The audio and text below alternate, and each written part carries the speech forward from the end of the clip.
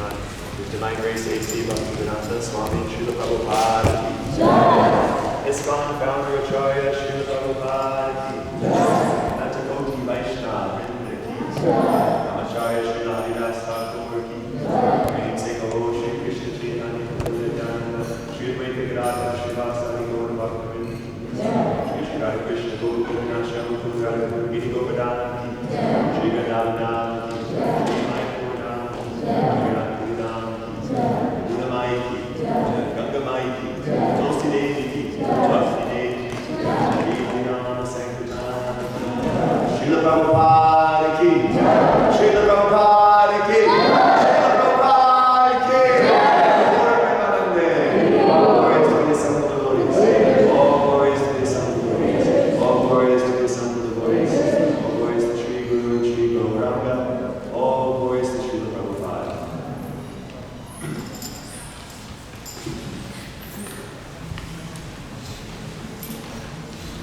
Hare Krishna. I'd like to welcome everyone here to our program on the occasion of Srila Prabhupada's Disappearance Day. So this marks the anniversary of Srila Prabhupada's passing. Now, this is often a somber event.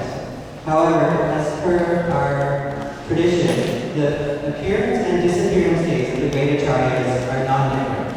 It's described like the rising and the setting of the sun. So while it is definitely a bittersweet occasion, this is the day of Srila Prabhupada'S, especially for his disciples that had his association personally, can be a very sad occasion.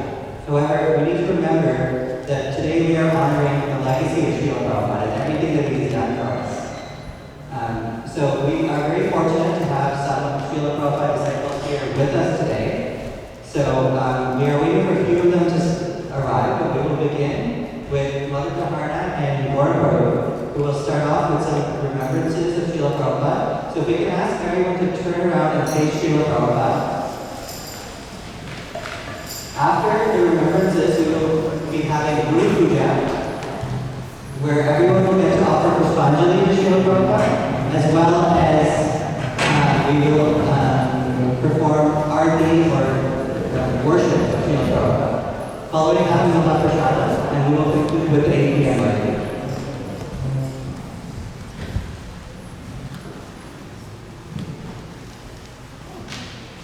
My mom always used to say ladies first. His mom was a his mom. Hare Krishna. This is our humble obeisances, all goes to show the Prabhupada. Well, I mean, Gaur and I have known each other for like 50 years. Pretty close. Pretty close, yeah. So we thought we'd just sort of have a dialogue, just talk back and forth. He's got some readings as well. We thought we could just talk about our memories and all the amazing things that happened in our lives. For me, it's been 50 years since I came to the temple and became a brahmacharini, and lived in the brahmacharini ashram over on George Street before we moved here 5 years later. And Srila Prabhupada was the reason that I came. I mean, he was a huge influence in all of our lives, and he's the one that convinced us that this was the life we wanted to lead and that we wanted to give our life to him.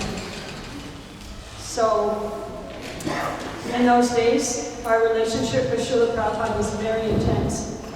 We did everything for Srila Prabhupada. We all got up super early in the morning.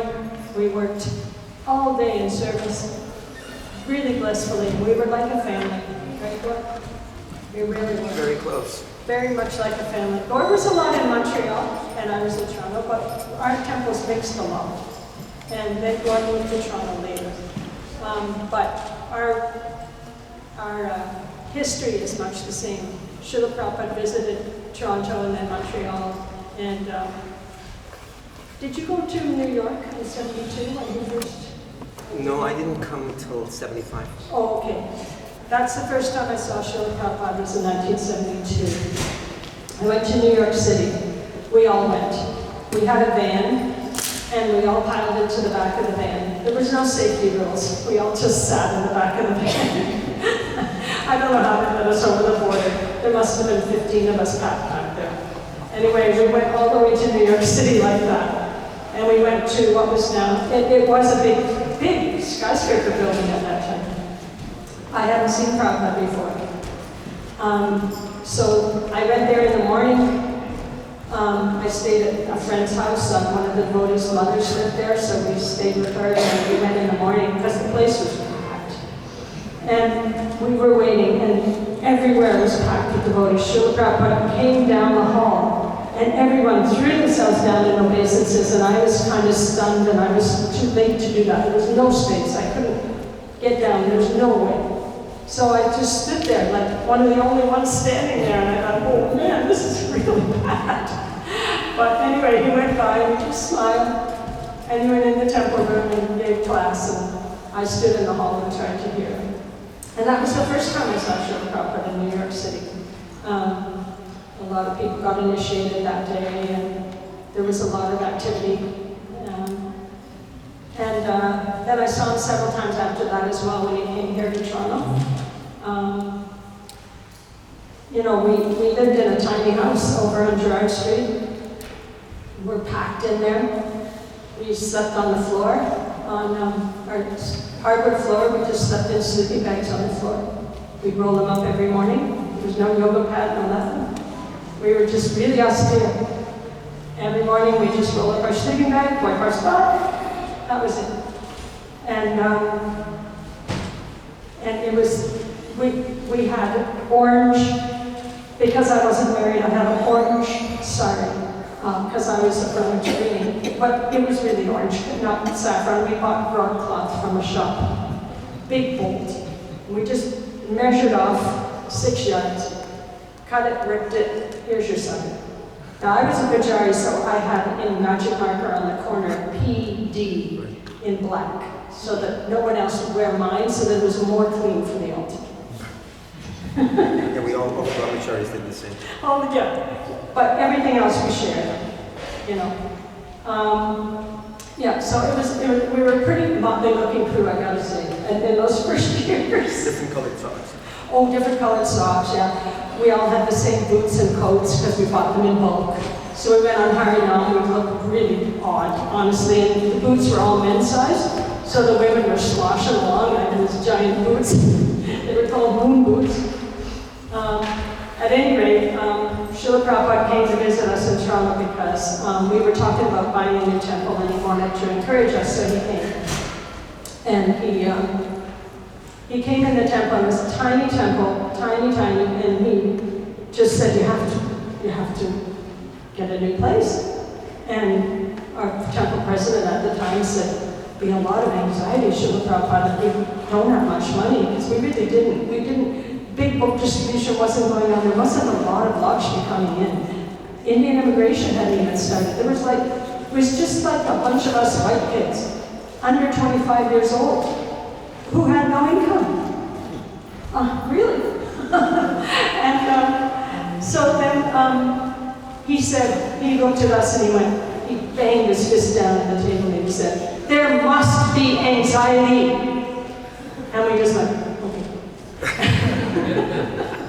So from that point, we started going out every day, tomato can, empty tomato juice cans, those big ones, and just begging for coins.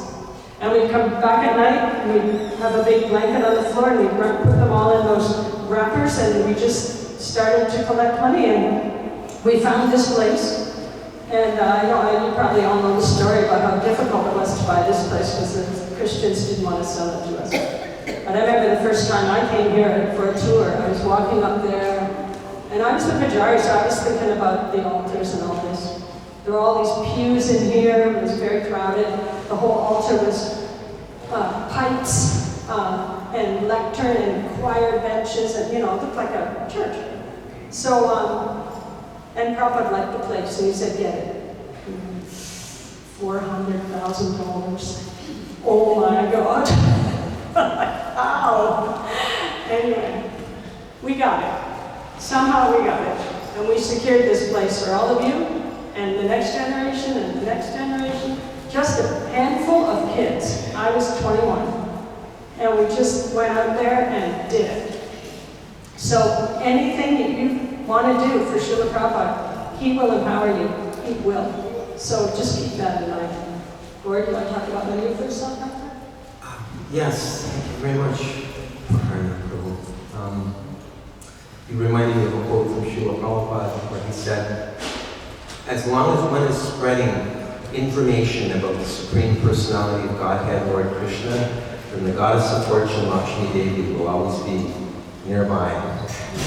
And I just thought of a saying, ours is not to question why, ours is just to do or die. Yeah. And that was our mood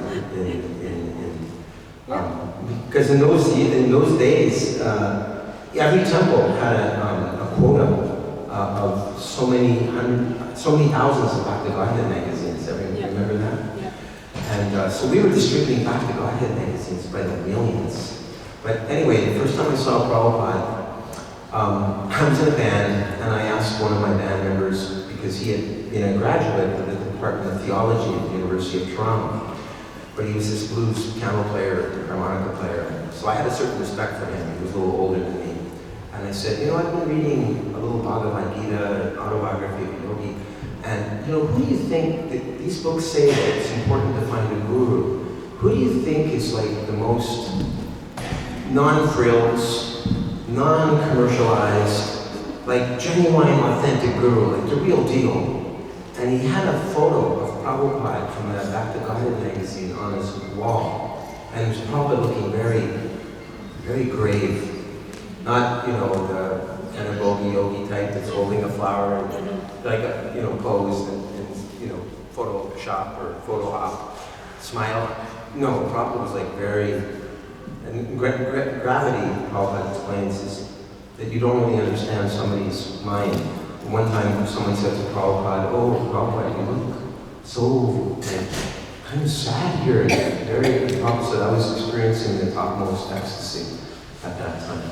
Anyway, my friend pointed to the picture of Prabhupada on the wall. He said, Bhaktivedanta Swami, I have to say, he's the most authentic of them all. He's the real deal. He's not just looking for cheap followers. He's very deep, philosophically. So that, there was a samskara there, there was an impression that was left in my mind. Okay, I've got to meet this Prabhupada. And then I found out he lived in John Lennon's house for almost 3 months. I definitely have to meet Prabhupada because I was a big Beatles fan. So I was coming home from, playing in the club with my band at 3 in the morning, and there was this tall gentleman standing in white robes. It looked like he just got off a spaceship or something. I didn't know what he was. I had my fedora on and carrying my guitar. And I was curious, but I didn't want to gawk at him and, be rude. But he knew I was kind of like checking him out as I was walking down the street, and he said, "What kind of acts are you playing?" Which was a musician's language for what make is your guitar. So if you know this book, How to Win Friends and Influence People by the Alternative, in this book it explains that if you want to have a rapport with someone, you find out what their interest is, and then immediately you make a connection, and then you can get into it with them. So I brought my guitar, I showed it to him, and I said, "It's the same kind that George Harrison plays." And he said, "Oh, do you know George Harrison's into Hare Krishna?" I said, "Oh yeah, I've got the Radha Krishna Temple album at home. I found it in a Philippe bin in Minneapolis. I listened to it and I try to sing along with the Sanskrit." And he said, "Well, why don't you come to our Sunday Love Feast," which was around May, June 1975. So I went, had this incredible feast like I'd never eaten in my entire life. Out of this world, literally. And then he said, "Listen, we're going to be going to Chicago in a couple of weeks to meet Srila Prabhupada, our spiritual master. Would you like to come?"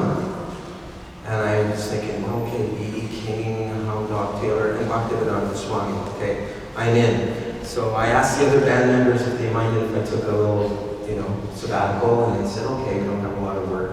And I got into, of course, a Volkswagen van. And we traveled 13 hours, drove 13 hours to Chicago, Illinois. We got there a couple of days before. I saw a big Radha Damodar bus, and the door was open in the back, and I saw the tambura, and the harmonium, and the ektar, was Vishnu John Swami's bus. And I wanted to get on that bus to try out these instruments, but I thought, well, if I get on that bus, maybe I won't be able to get off, so I better be careful. Anyway, Bodhi's was saying, Prabhupada is coming, Prabhupada is coming. And they were painting the whole, it was a YMCA building in Evanston. And it was being painted white. And Prabhupada made a comment like that. He says, it's very funny, every time I go to visit a temple, it always smells like fresh paint. And the devotees were feverishly repainting the whole temple to make it nice and fresh for Prabhupada. And then finally, the next day or the day after, this was the July 4th weekend. And we were also doing a Rath Yatra at the same time. So we were staying up all night making ladus. And I've never had ladus like it's been years. Almonds and honey and these little chickpea bits mixed with dates and raisins and cashews, and they were like, and Vishnu Prabhu made a little sign saying prasadam, and it was on a magenta, like a bright pink label, and the P was like vibrating, like it was like a psychedelic label with our temple address on it. Very, very attractive, super attractive prasadam, super attractive advertising, and we were throwing those out to the people. Anyway, before it was announced, Prabhupada's coming, he's getting in a vehicle, so we all zoomed across Chicago, 10 miles across town. I got in some vehicle, and we were having a big kirtan in the airport, and it was like, what's the word I'm looking for? I don't want to say cacophony, but it was thunderous, because airport terminals have a lot of reverb in them. And when you got several Madanga players and a whole bunch of kartal players, and there was like 400 devotees there to see Prabhupada. Hare Krishna, Hare. And the airport captains and the stewardesses, they were like, what's going on here? And you could see that the chanting of the kirtan was polarizing the people. The pious captains and stewardesses were like, oh, you know, isn't this interesting? And then the more, you know, Asuric ones were like, who let these people in here? And why are they doing all of this chanting? Well, that shouldn't be allowed to do this. Anyway, it was announced that Prabhupada's flight was not coming in at the American airline, but that he was coming in at the United airline. And so the whole kirtan party, because Krishna must have arranged, the whole kirtan party went from one side of the airport to the other side of the airport. So the whole kirtan moved through the airport. And then the big glass doors slid open, and one by one, people were coming through. And the kirtan was getting louder and louder. And then finally, Prabhupada came in. And I expected Prabhupada to be like a giant, because the kirtan was like a giant. But Prabhupada was 5 feet 2 inches tall. And when he came in, he was totally regal. He had perfect posture, just like your chiropractor would tell you, right? Chin in, shoulder blades back, and he held his head high, and he just smiled. Like, who was it? Sally Agrawal said, Prabhupada smiles, oceanic. He just smiled at everybody. He was so happy to see us all, even though we were going like berserk out of our minds. And the moment Prabhupada walked in, I actually saw some tears squirting out of the devotees' eyes, while they were simultaneously smiling ear to ear. I had never witnessed this kind of an emotional response to where, I mean, it was totally pure. It was like a tsunami of spiritual emotion that washed over the entire airport. And everyone hit the deck, of course. We all paid obeisances to Prabhupada. And, you know, I was just a long-haired hippie guy. I didn't know what was going on. I'm like, okay, that's what we're supposed to do. So I bowed down to Prabhupada along with everybody else.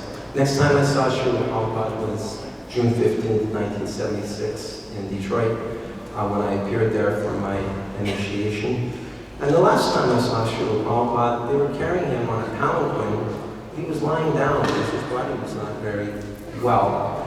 And already at this time, like it was the Lord Purnima festival in February of '77, Mayapur.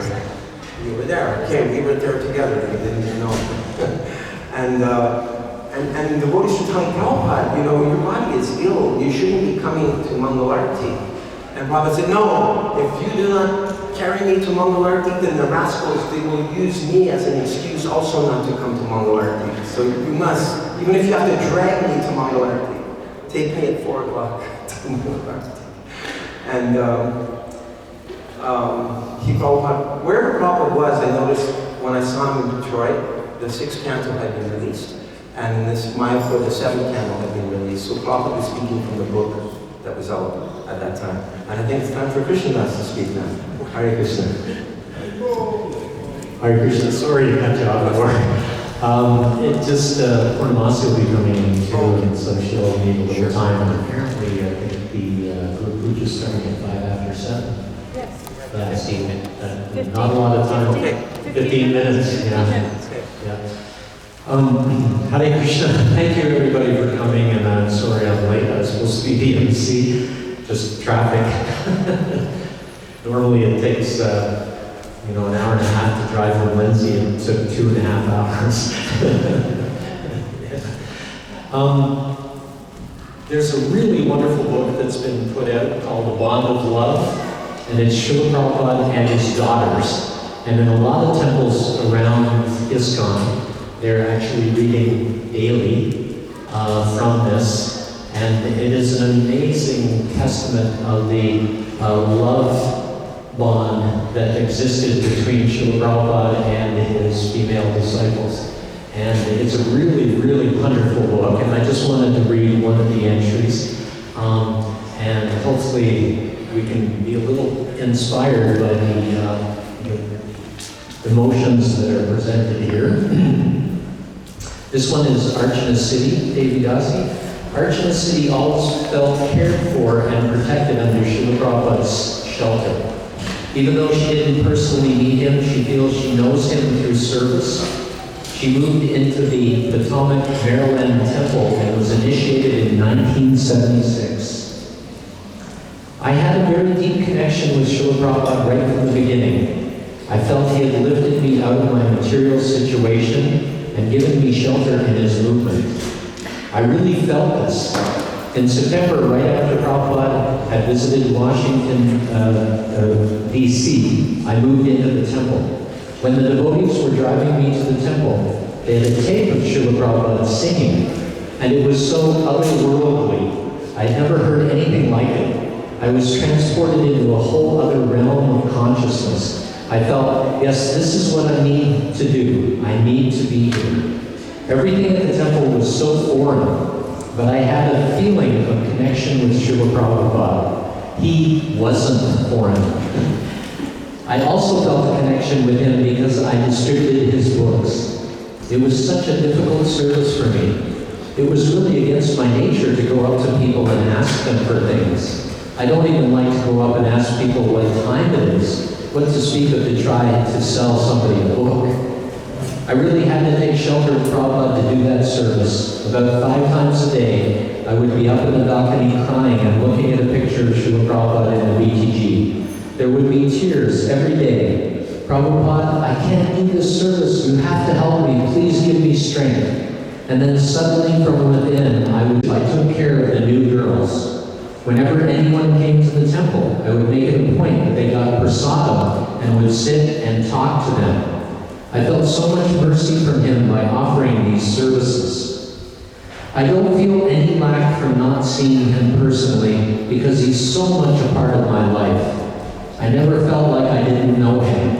I don't feel that I didn't have or don't have this personal association. I definitely have. I guess I've been really fortunate too, even being in a woman's body, because in Potomac, Rupanuga treated the women in a way that Prabhupada wanted the women to be treated. One time he had me give class. That was scary. It was probably one of the few temples where women were giving classes after Prabhupada left. That was my fortune, to have a leader who had had so much association with Srila Prabhupada and who understood his mood. And I just wanted to say that here is an example of somebody who actually never met Srila Prabhupada, never saw him face to face, and yet was deeply dedicated to Srila Prabhupada's movement. I know that Praharna worked with Archana City in the Grihastha Vision team, and she's an integral member of that service of writing about Grihastha life. And so each one of us here today, and probably, I don't know if there's anybody in the audience, except maybe, what's his name over there?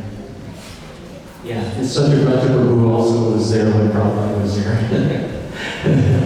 But most of us have not had Prabhupada's association, but Prabhupada can definitely be with you just as much as he was with any one of us by taking up the service.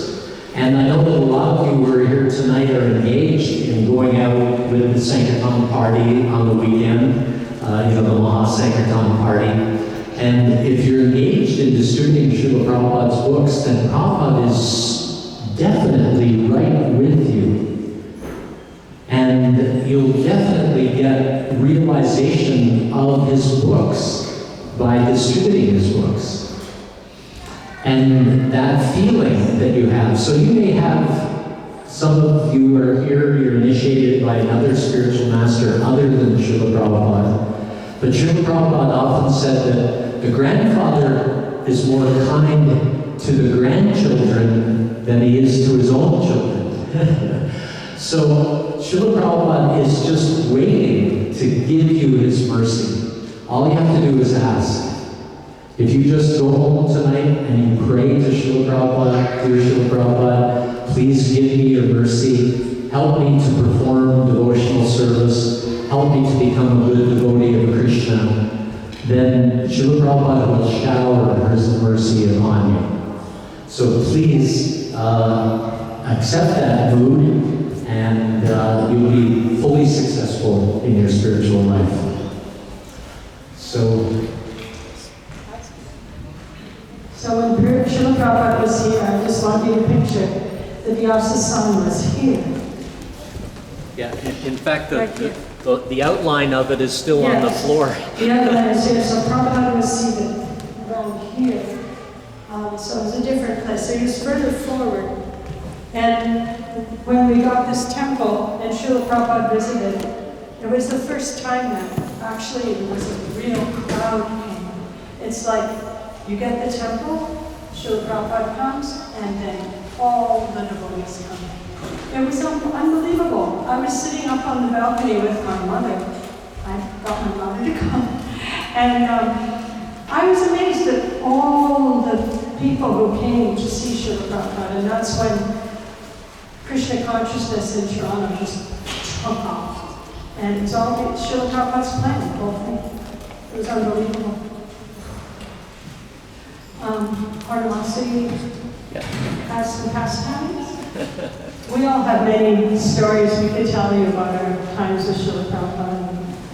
I had some very sweet moments as well. And what time is it now? It's 1 minute to 7. Okay, so she's not 5 minutes. Parnamasi, 5 minutes. Yeah? You have 5 minutes. Okay.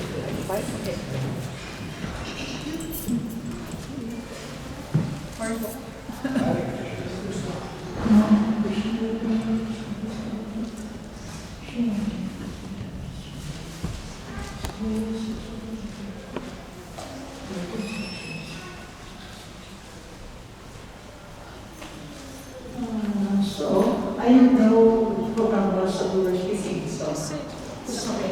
I heard Karan talking about where all the spring, right where the lines are here. Keep the light. And I just looked right down thinking about when Prabhupada came in 75. We were looking, we see this temple, and then came Srila Prabhupada, he was very enthusiastic about the fire.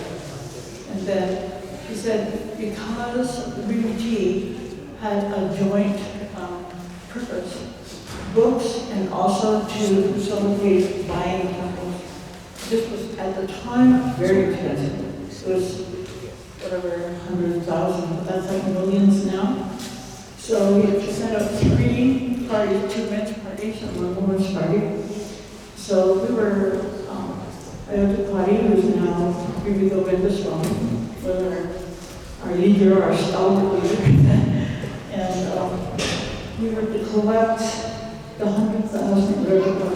in that first year and pay it all back to BBT. So for a short time, probably we could suspend or very lightly give books to just collect so that we could get the money back. So Papa came, saw the people liked it, we were out there, a lot of devotees, we were out pretty full time, shooting. And the next, he said, if you get the temple, I will come the next year. So he did, we did, and he did. And when he was sitting here during Sunday feast lecture, while he had this amazingly swollen and very painful tooth, and they were going to don't do it, you're in pain. No. And so he came down and gave a wonderful lecture. Just, he wouldn't know anything was wrong.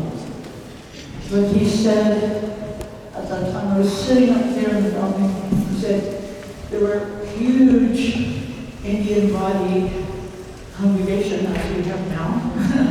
He said, there are 100,000 Hindus, Indian bodies in the temple. This is where you should be coming. This is where you should be worshiping. And you have a duty. Says in the scriptures, you are bound to serve the scriptures. And he was buried, burned. I was like, whoa. I mean, there was not a whisper of anyone. And everyone was like very, very taking the instructions.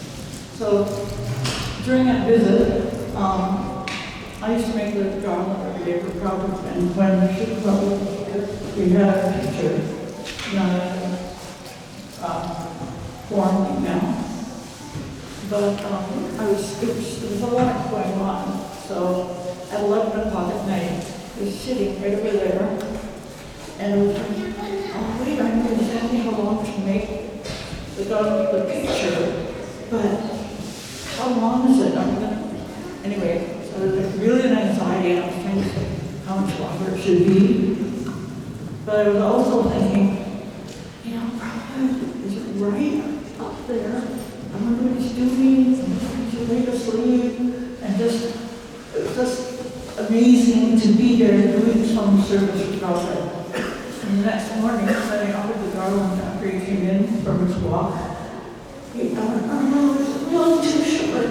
It is too short. I was berating myself. But he very often, after the Buddha, would take the garland out and hand it to someone or distribute it or whatever. But I think she was still later. But that garland, 1 minute, okay.